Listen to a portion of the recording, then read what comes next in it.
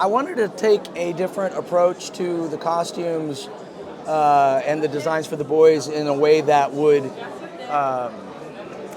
both Ennis and I, and Garth Ennis had a great deal of ideas that he shared with me when we were bringing the characters together. We wanted the the boys themselves, to be very grounded and very believable.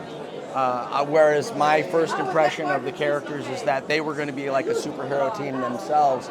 And it wasn't until I better understood the concept that we steered out of that. I originally designed like jackets that had like symbols on the back and little identifiers, because I really thought they were meant to be like a squad that would drop in and fight, but they aren't. They're like more subtle. And so it's supposed to be less obvious that they have powers and that's what they do.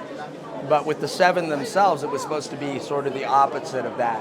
And I wanted to take the feeling of familiar characters and apply them to our own original characters, so it would drum up some of the emotions and recognizable color schemes and tropes that we associate with powerful superheroes that are good. So when they did something awful, it would strike a nerve, and that was our main intention. With Homelander especially, I wanted to bring in a lot of patriotic regalia, because there's an old saying that patriotism is the last refuge of a scoundrel, and to wrap yourself in the flag is a way of deferring criticism. And so I wanted Homelander to be like a walking embodiment of that hypocrisy. How did you start? Sanzare! I've drawn since I was a little boy, and I've always had a great passion for comics and superheroes as far back as I can remember.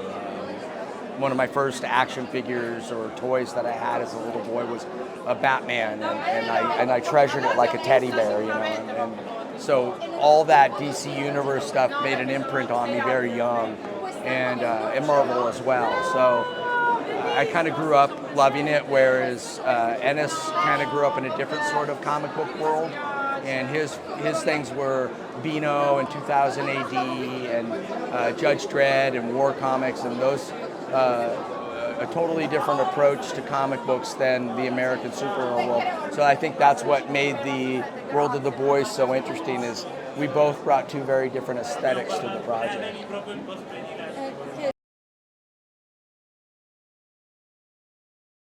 I think AI is a tool, and I don't think it's something to be feared as much as understood. I don't think AI is ever going to replace artists. I think it's going to create tools for lazy artists, in the regard that if you don't want to learn to draw, you can use AI, but AI borrows, it doesn't create. And AI has never had its heart broken. AI has never had a pet die. AI has never watched a parent grow old.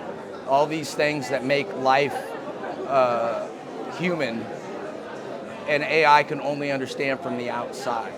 So I don't fear AI as much as I'm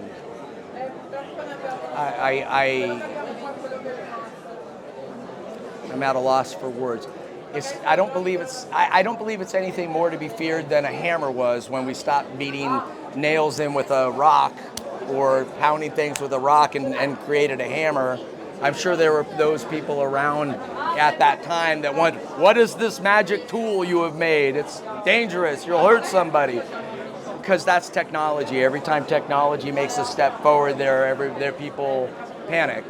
And in fact, I was just reading an interesting article about how journalists in 1906 were postulating that we would never achieve mechanical flight as human beings, that it was a wild dream, that if it was going to happen, it was going to happen millions of years in the future, or thousands of years in the future. Of course, yeah, it was 1906. By 1913, the Wright brothers had created the airplane, and here we are flying internationally. So, predicting the future or thinking we understand technology, I don't think we do.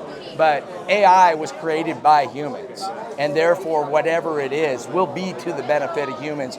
There's a lot of things happening with AI that people aren't really paying attention to, because it's a lot easier to focus on the negative and be afraid. But for example, a positive use of AI is there's a trash recycling place in Seattle, Washington, and they have 2 AI robots that work round the clock.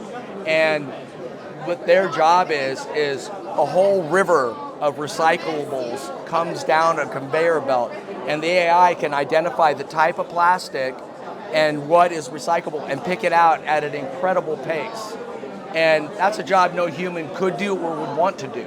But the robots will happily do it all day long, so they're now recycling a great deal more than they would have if it had been left to a human job. So that's a good example of AI doing something well.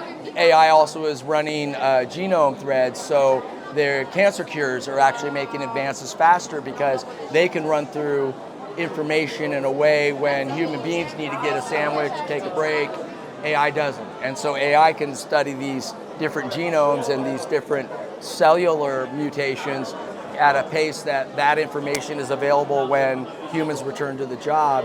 So the busy work is sort of removed from the research. And so those are a couple of examples where AI is actually a very valuable tool, and people are, and when human beings are going to make advances because of it. And so I feel a lot more optimistic than negative. And I think when it comes to art, it'll be another form of art. It'll be, like when digital tablets took over. I still draw on paper, I still use pens, people still paint, but digital's another tool. So that's my thought on it. I'm writing a story right now that involves AI beings, and I find it fascinating. Ciao, Academy of Fine Arts. Especially. Go for it, NTA. Thank you so much. You're welcome.